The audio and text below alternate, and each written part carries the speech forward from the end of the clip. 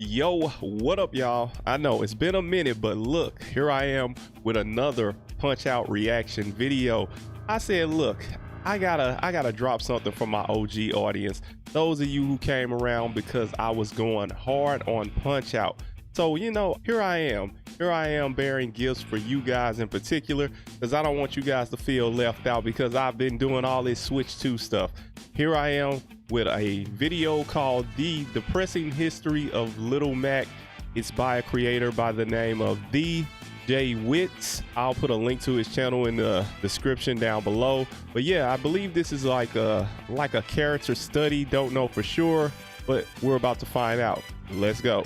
Like I mentioned a couple videos ago, I've been hard at work in my free time on a basketball boss rush game prototype. And that led me to research arguably the greatest boss rush video game of all time, Punch Out on the Wii. The perfect— You know, I never thought about that prior to hearing someone say that Punch Out is a boss rush game. And it is, absolutely. But that never dawned on me until I just heard him say that. And yeah, it is the greatest. It's no argument. It's the greatest boss rush video game ever made. cel-shaded art style, insane animation personality, grueling but fair difficulty. This Punch Out by Next Level Games is perfection. It is. It got me interested in Little Mac, the game's unlikely lead, but the deeper I dug for Little Mac facts, the sadder I got. Going through 30 years of this man's history has led me to one conclusion. Despite his amazing games, all Little Mac knows is pain. Let's talk about it. And we all got to identify with his pain when we were playing as him, getting beat up on by all of those bosses in Punch Out. You guys know, you felt his pain, just like I did. Let's go.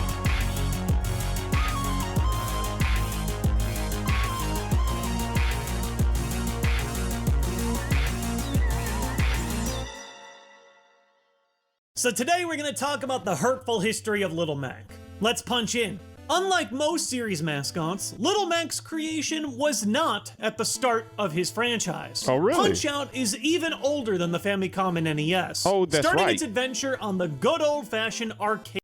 I was aware of this. It was an arcade originally before there was a home console version of it on the NES. I knew this. Cabinets. Nintendo's first Punch Out dropped in late 1983 with a unique dual-monitor boxing experience, featuring this unnamed green-haired guy? For a majority of the game, your very average height boxing challenger is shown in a green wireframe mode, which lets you view the colorful and admittedly stereotypical boxers in front of you to get a better view to dodge their attacks through your character. This original arcade release then got an add-on arcade expansion featuring all new bosses called Super Punch Out.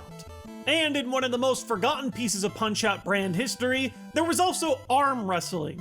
Ugh. It wasn't until 1987 that our little legend was given life. So after almost 4 years, why unpack the Mac now? The answer is that the NES sucked. Well, it sucked compared to the processing power of arcade cabinets. All right, tell me something, brother. The NES just couldn't replicate the wireframe effect in a graphically appealing way. So instead, they decided to make a comically tiny main character so that you could more easily see your opponents looming over you. Giving us Little Mac as we know him now. Hailing from the Bronx and listed at the time as just 4'8" and 107 pounds, Little Mac is the ultimate underdog. Combined with the washed-up heavyweight star Doc Lewis, this unlikely duo tackles insurmountable odds, and even sizing up against the most powerful boxer in the world at the time. Little Mac is a joke. Literally, he is a joke. It is meant to be funny that he can even compete. His name, Little Mac, is a joke. Playing off the popular McDonald's hamburger. Even his hard-fought victory at the hands of the player is treated as a joke. Just look at this newspaper. Daddy, no, not that part. This part. Look at that. April Fool's Day. It's a joke. It's a joke. Little Mac gets no respect. Even the Nintendo comic system builds on this framework. In fact, I'd argue that's even more mean-spirited. Give it up, Mac. Retire. You're just a loser from the Bronx. You weren't born to be a fighter. Yet, despite it all, the NES Punch Out titles, sometimes featuring Mike Tyson, but always featuring Little Mac, is where the franchise really began to blow up. No longer a quarter-feeding arcade machine, this new Punch-Out had extreme difficulty to keep the player in long gameplay sessions. Not only did this make for a more memorable gaming experience, but this also helped Look, that wasn't just a Punch-Out thing. That was just NES games, y'all. to build the Little Mac mythos.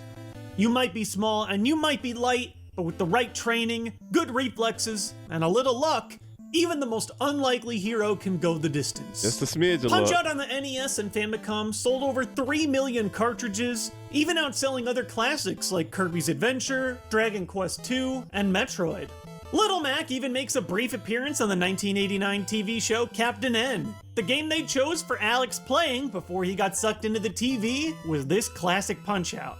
Little Mac got some Topps trading cards, got some action figures. He was on top. He was popular. So naturally, we wouldn't see him again for Until the another Super Nintendo. 20 years. In 1994, we got Super Punch-Out for the Super Nintendo. Yes, there are now completely different games called Punch-Out and completely different games called Super Punch-Out. Punch-Out, right. It might be a return to the ring, but not for the true king. Who is that? That's not Little Mac. The instruction... Thank you, sir. Thank you. Because that's what I was saying. I'm like, bro, that is not Little Mac. How can it be? He looks totally different, but I guess maybe it Booklet is. doesn't call him Little Mac. The game doesn't call him Little Mac. You get to call him whatever you want. Yeah. There's no Doc Lois. This is an imposter. According to David Sheff's 1994 See? book, Game Over, Little Mac's original character name for the NES was Peter Punch. I don't care what stray Nintendo of America promotional material says about this blondie. That is not Little Mac. Not my I will Mac, forever y'all. call this guy Peter Punch.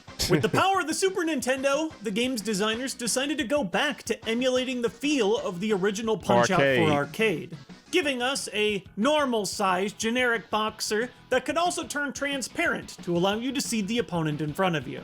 Strangely enough, early promotional material for the game reveals that Little Mac was originally the game's protagonist. It's very obvious this was based on the original Wow. design. No one has ever officially commented on why we ended up getting this guy instead. Super Punch-Out is a solid game. It is. And it reviewed decently, but it just didn't hit the stellar sales of its predecessors. It did. Punch-Out as a series... Look, I enjoy Super Punch-Out. I think it's a phenomenal game, but by comparison, and I'm not even talking about the NES Punch-Out. I'm talking about like when I think about like Punch-Out Wii. It's good. This is good, but it ain't great, you know? would step out of the spotlight for a long time after this. Over a decade later, Nintendo makes one of its weirdest promotional moves of all time, working with EA to get Nintendo character appearances in its GameCube versions of sports titles. But then Mario there's with the Fight Night tricks. Round 2, their boxing game. There was only one Nintendo character right for this job. The Little Nintendo Mac. character who already has a history of fighting real-life boxers. From Tokyo, Japan, Okay, well, actually he's from the Bronx, but I guess I can excuse that error if they... Little Mac. Oh, And he you looks gotta like be kidding him! me! The GameCube version of the game even came with a full emulation of Super Punch-Out, starring, of course, Peter Punch. Ugh. Little Mac is still nowhere to be found.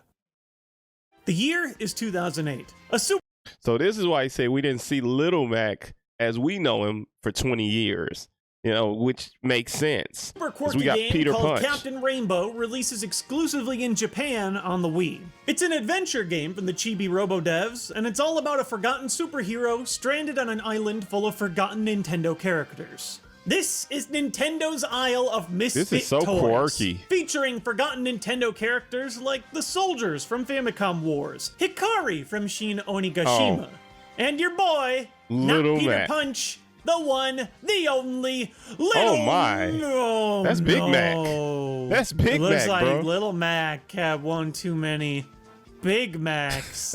And it's up to you to get him back into fighting shape with a Yep. crappy motion control minigame. If anything describes the place that Little Mac has in the Nintendo mythos at this point in time, it's this. That's He is depressing. a complete and utter oaf. But after much effort, we do get the closest thing we've seen to a prime Little Mac on a Nintendo home console. Shoutouts to Kirameki, by the way, for helping produce a fan translation for Captain Rainbow. It's a ridiculous game that I've wanted to play for a long time, even if it is a game that does my boy dirty. The end of this decade marked a huge turning point in Mac's career. Little Mac was back. Look at this goofy Mac, bro. Look at him. That ain't Little Mac. He went from Big Mac to goofy looking Mac. You know, like this, that ain't not my Mac, bro. Still not my Mac. The real Little Mac. In Super Smash Bros. Brawl, Little Mac was an assist trophy, keeping his iconic tiny size and powerful punch. More on that later, because obviously if you're watching this video today, you know what comes next. But most importantly, we come full circle. You back hear to me? Punch-Out for the Wii. I already said it, but this game is just so unbelievably good. It's like a FromSoft game built 100% out of boss fights. That is accurate, bro. It is. It's a FromSoft game with just boss fights. That's what it is. Hey, and it's great. I loved every bit of this game. Loved it. Loved it. I may bring it back at one of these point in times. Not only does it strike a perfect balance of puzzle-based and reaction-based boss battles, but this game is clearly a massive love letter to everything that made the NES game great. So many old animations and moves are modernized, and even without the Mike Tyson license, they found a great way to keep some of his iconic moves and attitude with the new revamped Mr. Sandman. And even though this game came with all kinds of classic Wii motion gimmicks, including the absolute best way to play is masochism with the of playing Wiimote with a Wii turned balance sideways. board, this game is 100% playable and optimal with a sideways Wiimote, just like an old NES controller. How you supposed Critics to play it, loved y'all. it. And while it wasn't a cultural milestone the way that the original was, it's still one of just 60 Wii titles to sell over 1 million copies. It even had multiplayer, which I've barely touched. Yeah, I didn't touch it at all. It did give us the horrifying Gigamac power-up, though, which devs really wanted to call Big Mac, but avoided due to obvious legal trouble. Yep. In keeping with our theme of Little Mac constantly getting the short end of the stick, he also has a bonus game that was lost to time. Ooh, Doc Lewis's that was good Punch-Out too. was released as a Club Nintendo download-only title in 2009, and once more in 2015. It's a single boss fight with 3 different difficulties, as you spar with none other than the Doc himself. They found the perfect way to make this fight both entertaining and challenging, and it's a shame that this one game is sort of lost to history outside of emulation or hacking now. I mean, Scott Pilgrim got a physical release, so anything is possible, but for a single DLC, the odds aren't looking great. In the game's final mode, Mac's Last Stand, Little Mac agrees with Doc that he wants to go out on top before he loses his luster. When you lose 3 matches in this mode, the game's ending cutscene plays. See, I still have yet to play The Last Stand for myself, but I know how it plays out. So one of these days I'll probably get around to doing it. I know that's the best way to unlock DK as well, and I wanna face DK. So we'll see. I've been saying this for a while, y'all, but I do plan to go back to it for this reason.